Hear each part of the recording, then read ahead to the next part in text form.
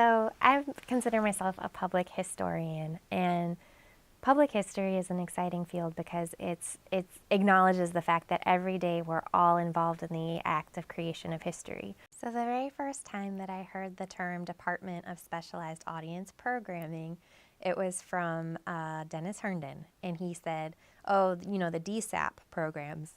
And I was like, the what now? And DSAP, that was what they called the Department of Specialized Audience Programming here at NPR. And I immediately was intrigued by the term specialized because it's almost defining it as something, you know, for a unique group of people. So I was like, what does that mean?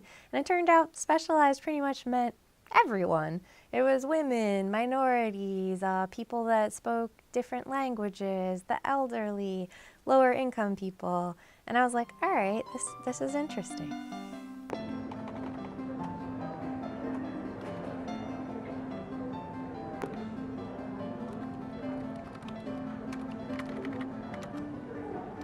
I don't actually prepare set questions for the interviews. What instead I do is before I do an interview, I'll do a free writing session with things that I'm curious about. So things that I already know about the narrator, things that I want to know, questions that maybe I'm just curious about. Maybe I don't know where they came from or what their background was like. So I'll do that before.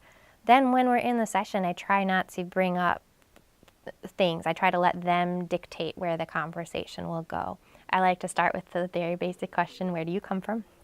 And go from there.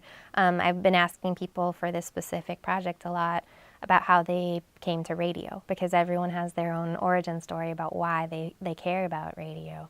But from there, I kind of let what they talk about guide me. Some people go straight where do you come from? They go straight to their college career and to their professional life. And then that's where the interview will focus. Other people talk about their backgrounds growing up, or even their family's backgrounds prior to them.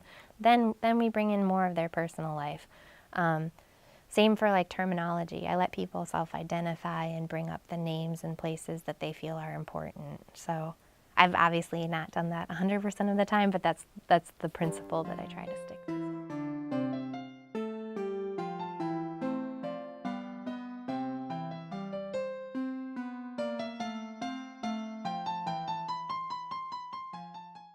I think too about the methodology being different from journalistic things. A lot of times when you're preparing, doing an interview for journalism, you're looking to find an answer to a specific question.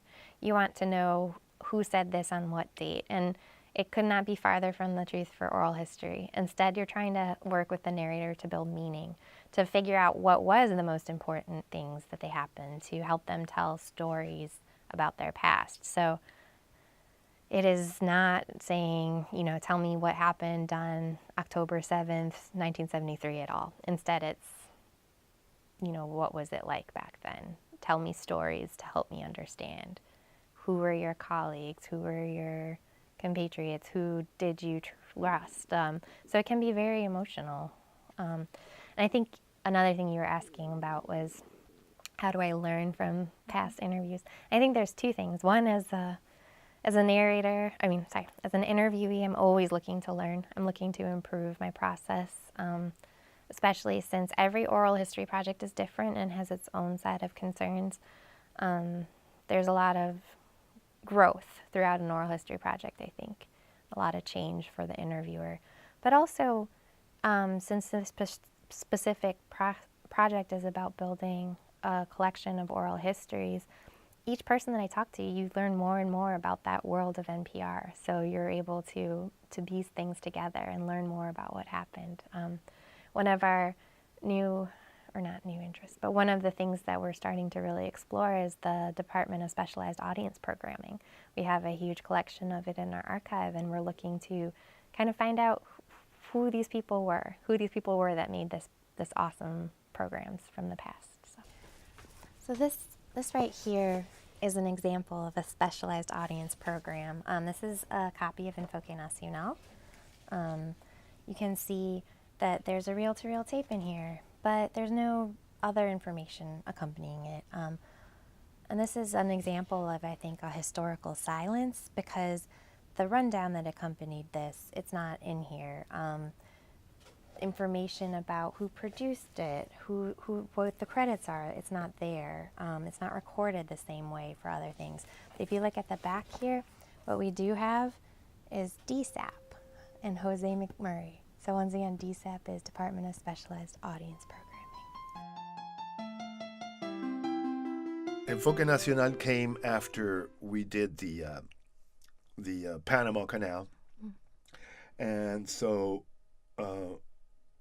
when we finished, there was a lot of slapping in the back and, hey, great job, McMurray, and everybody that was involved. And great, but every time we'd get a slap in the back, we were going, yeah, but we want to submit another proposal, and that's for other projects. And so Enfoque Nacional grew out of that. And it's not very much of a stretch. It was all things considered in Spanish, you know. And so we submitted it for maybe 2 years, we kept on doing pilot projects, and every time there was like anything special that would come around, then we'd get to do another documentary or extended program or something like that, or features or something. But eventually NPR and CPB decided to, okay, let's do a pilot project. And so, it was a year. And I came on a contract for a year. It was like everybody was on a contract here of 1 year. Let's see what happens when we do this 1 year. We need to do something like this. If not this, something similar, you know. So it wasn't, I think for once, although I don't know how much NPR was into ratings ever, you know. I mean, at the beginning.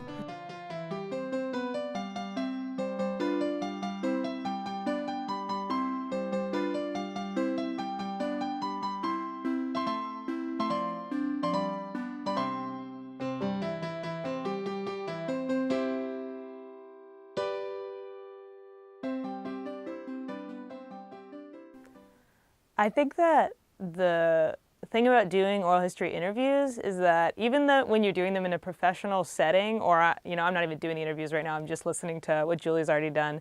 But regardless, you feel like you have this really profound kind of personal connection to the person that's talking, because I'll sit and listen to 2 hours about their entire life journey, usually starting from their first college radio station to their decision to leave NPR, and people get really emotional, and you walk away feeling like you really know this person, even though it's like I've never even met these people. A lot of times I don't even see a picture of them until I've already listened and gone back. But even like coming into this studio and seeing like this board, I know that I've heard a bunch of people talk about like how to use this kind of technology, and I don't interviewing them for 2 hours, but it makes you feel that way, which is why I like to do oral history interviews, and ideally I would like to run oral history projects where more people from the public can conduct their own oral histories, because I don't just want to enjoy it myself, because it's just such a wonderful experience that I think anyone should and be able to do. And what I've learned from Julie's interviews, listening to them, is that if you do interviews about something that people really care about, they're gonna give you a great interview, basically, no matter who they are. And that seems like an obvious lesson, but when I was in Hamtramck doing the oral history interviews, some people didn't care that much about the city they lived in. It's just like, this is where I happen to live. So they didn't give me a wonderful interview every time, because maybe they'd never even really thought about what it means to live in Hamtramck, Michigan, and how their cultural identity relates to the identity of the city, which was the theme. But these NPR interviews, it's like Julie usually asks like 3 or 4 questions, but the interviews go on for like 2 hours. Like once people start talking, they do not stop, because they have so many memories and so many thoughts about NPR. So that just makes me think that you have to be careful with picking your oral history subject, so it's not just something that you're interested in, but it's what people themselves actually want to talk about. This one I like the most. This one's not really about NPR. It's about the history of bilingual and Spanish language radio in America. And I like this one a lot because the Spanish language radio that's happened at NPR is kind of an unrecorded history. It's not in a lot of the other historical books.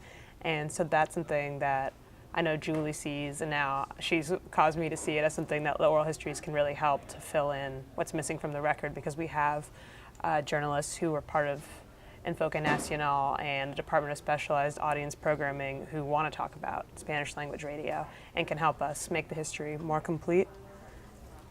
And then this one is called Listener Supported. It's by Jack Mitchell, who was the first person hired at NPR. And I like this one because it's got a lot of information in it, but he also tells the history in a kind of biased way because he has his own opinions about how NPR was being run and what was wrong with it and everything. So it's just kind of fun to read it and to get his take on what it was like. It's pretty lively.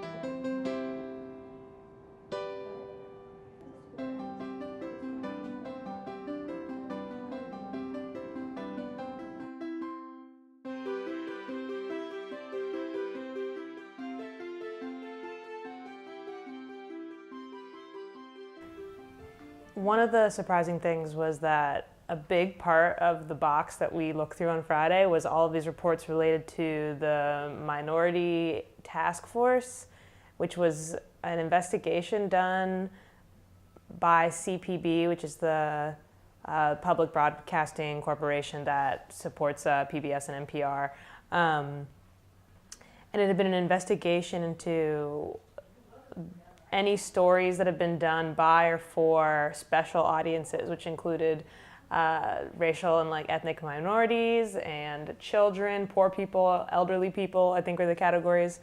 And it was this massive report and then a massive response by NPR to it. And I was looking through all of that. And I guess it's not totally surprising because who doesn't know that there's a history of issues not being covered by the mainstream media that are important to minority groups.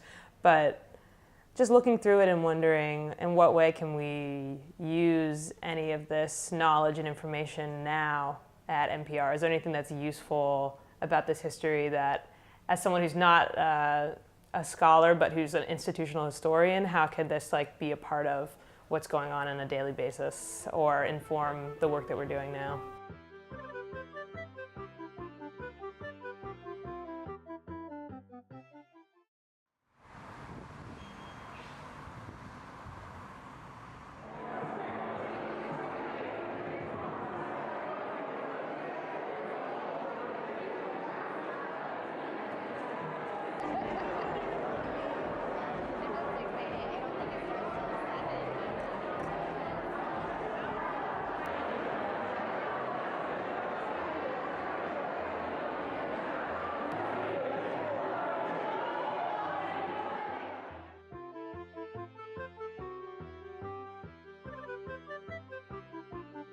A lot of unrest in the South Tucson, in the Chicano community, where the news director said, Claudia, you got to go down there and figure out what's going on. And I said, why are you sending me? He said, because you speak Spanish. I said, the hell if I'm going to go. You need to send your Anglo reporter over there to see and figure out why that place is in trouble. Because I always felt that it's very easy for newsrooms to manipulate language, if you know what I mean. I think often we have a responsibility as much to, yes, covering accurately the community and speaking their language and going into places that are difficult for perhaps others, non-Latinos, especially these days. But I think that newsrooms have an obligation to train everyone in their newsroom to be able to do what a Latino is expected to do. Yeah, because it's interesting. I think there's always the rush to say, what are you going to do with this? What are you doing with this? But part of it's just recording the voices. And I think what makes NPR special is its employees. And it goes back to our mission, Bill Siemering, to speak with many voices and many dialects. And I think capturing that history in that way, it goes to the core of who NPR is, who we are. at NPR.